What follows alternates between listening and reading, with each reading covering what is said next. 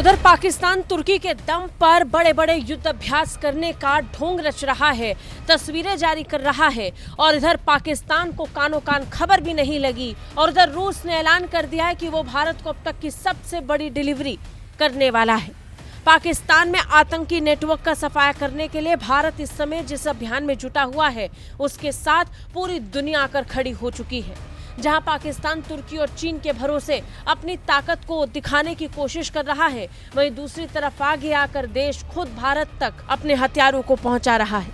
इस बीच एक बड़ी जानकारी सामने आ रही है जो युद्ध की स्थिति में भारत की ताकत को बढ़ाने वाला साबित होगा, खासतौर पर भारतीय नौसेना की।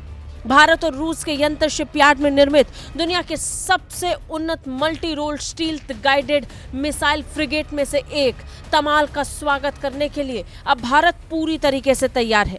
जी हां, पाकिस्तान के साथ तनाव के बीच रूस अब तमाल को भारत भेज रहा है। ये रूस का वही जंगी जहाज है जिस पर घातक ब्रह्मोस एंटीशिप मिसाइल लॉन्च करने की क्षमता है।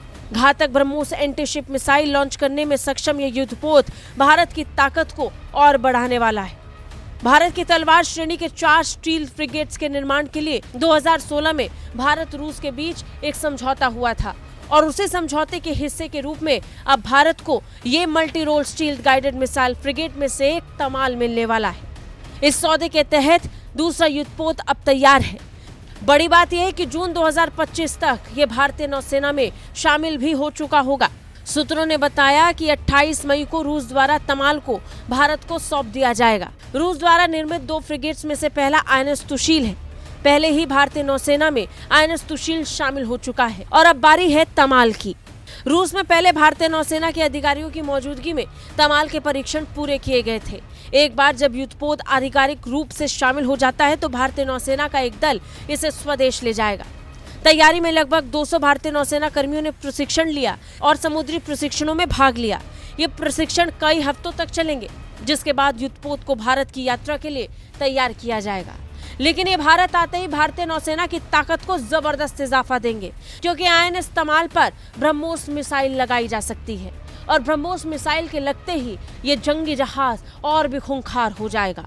पाकिस्तान की नौसेना पहले ही भारत की नौसेना के सामने कहीं नहीं टिकती और आईएनएस तमाल के जुड़ने के साथ ही पाकिस्तान की रातों रात नींद ये उड़ा सकता है, इसमें कोई दो राय नहीं है। तमाल का वजन 3900 टन है, जो इसे भारी हथियारों से लैस लेकिन फुर्तीला युद्धपोत बनाता है।